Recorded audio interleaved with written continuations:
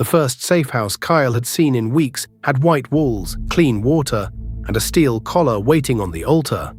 He staggered through the blown-out doors of an old roadside chapel that the system had stamped in floating blue letters as sanctuary, neutral zone, and his starving lungs almost cried with relief, because behind him, on the cracked highway, the air still screamed with the siren-song of the sealed gate, and the hunters it drew like blood in water. Kael was a gaunt street orphan in a tattered grey hood, all bones and hunger, with amber eyes that looked like they'd learned to bite first and ask questions later. The glowing sigil on the back of his hand, Glutton, throbbed faintly, not like power, like need. He could devour anything, monsters, skills, even the classes the system branded into people's souls. And because of that, the system itself had labeled him Anomaly, Contain. So every step into shelter felt like stepping into a trap. But he was shaking, his stomach was an empty pit, gnawing on his spine. And when the system says, neutral zone, you either believe it or you die outside. The chapel smelled of dust and old incense. The pews were cracked. A stained glass window had been blown out, leaving jagged colors scattered across the stone like broken candy. In the center aisle stood a waist-high pedestal where a system terminal had fused into the rock. One of those floating blue screens, but anchored, stable, humming. A few people were already inside. A woman in patchwork armor sat with her spear across her knees, eyes tracking every movement like she was counting threats. A heavy-set man with a green healer's band around his wrist poured water into cups with shaking hands. Two kids huddled near the back, watching Kael like he might be another monster. And on the far wall, nailed above the altar like a warning, was a metal collar with a glowing socket. Kael's mouth dried. He knew collars. In the old city before the system, slavers used iron and rope. After the system, guilds used contracts. And now the system's enforcers used containment tools. His hand curled, the glutton sigil flashing faintly as if tasting the air. Hunger licked up his throat. Not just for food, for power, for anything. The spearwoman shifted. Hood, state your class. Kael's laugh came out like sand. If I had a class you'd like, would you invite me closer? The healer flinched. The kids leaned back. The spearwoman didn't blink. I asked because this is a sanctuary. We don't start fights. We also don't let threats sleep in our blind spot. Kael kept his hood low, but his eyes stayed on the collar. That thing says you do start fights. The healer swallowed. It's for monsters.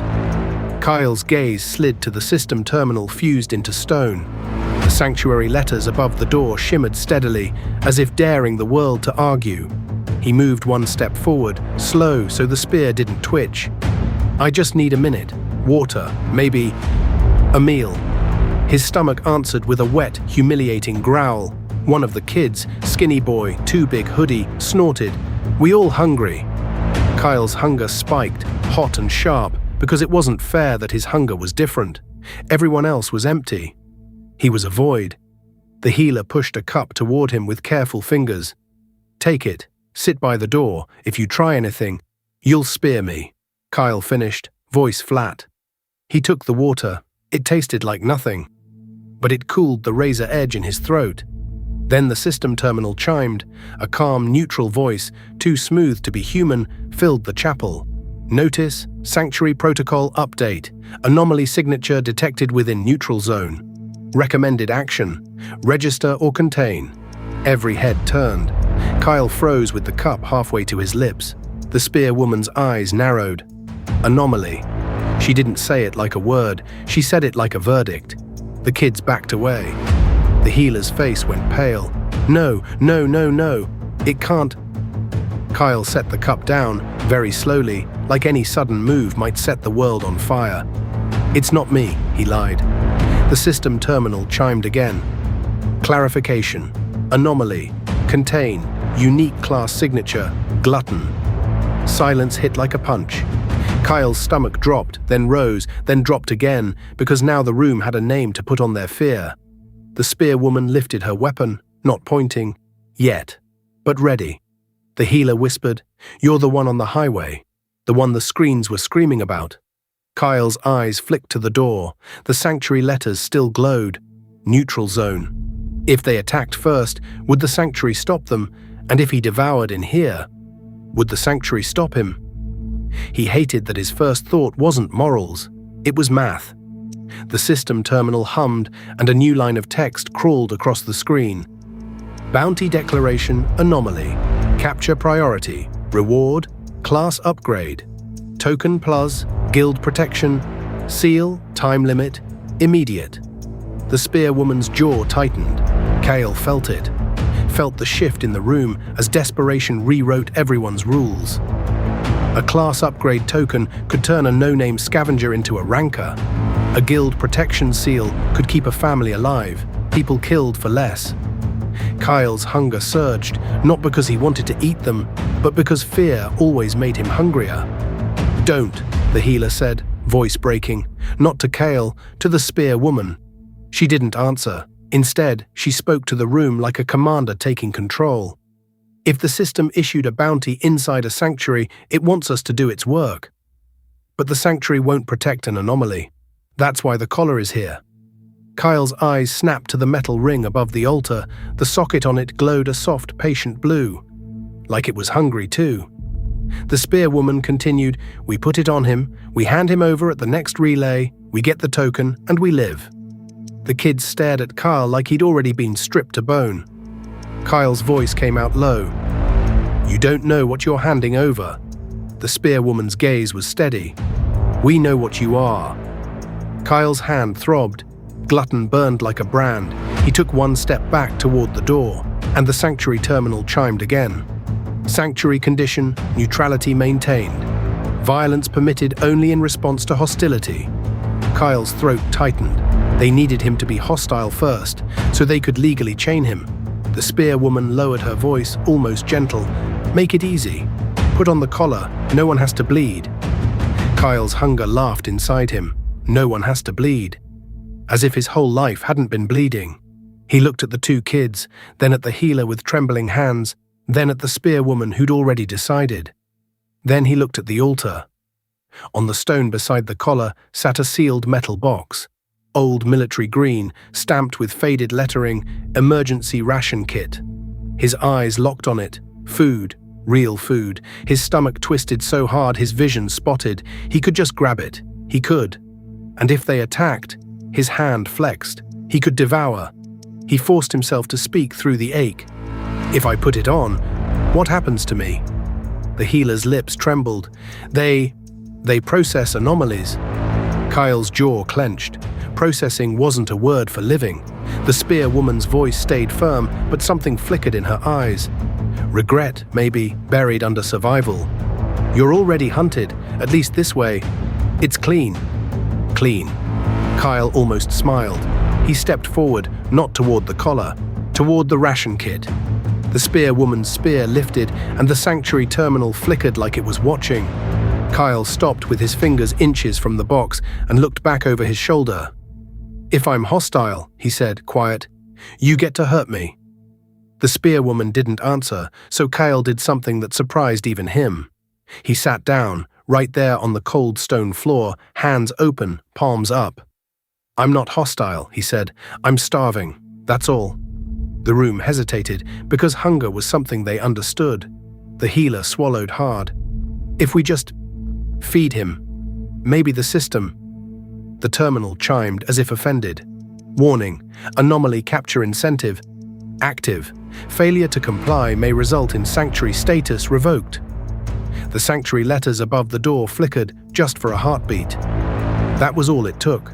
Fear slammed back into the room. The spearwoman moved, fast, not a thrust, too lethal, a sweeping strike meant to pin Kyle's arms. Kyle flinched, instinct exploding because his body remembered every beating, every grab, every time hands meant pain. His glutton sigil flared, hunger roared.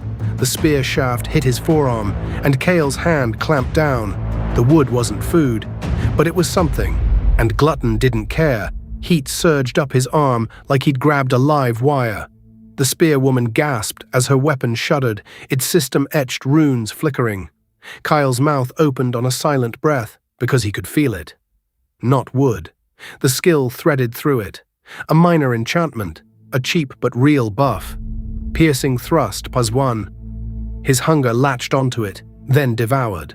The rune on the spear went dark, and the spearwoman stumbled as if something had been yanked out of her bones. Kael's eyes widened. A blue notification flickered in the air only he could see, like a private sin. Devour success. Skill acquired. Piercing thrust +1. His stomach eased for half a second, then doubled, because the power tasted like salt and it made him want more. The spearwoman stared at her weapon in horror. "What did you do?" Kael released the shaft like it burned. "I didn't," but he had.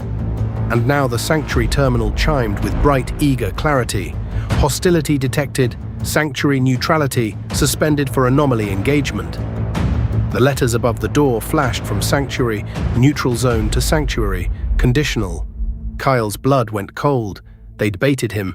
They'd gotten their hostility. The healer backed away, whispering, "I'm sorry. I'm sorry."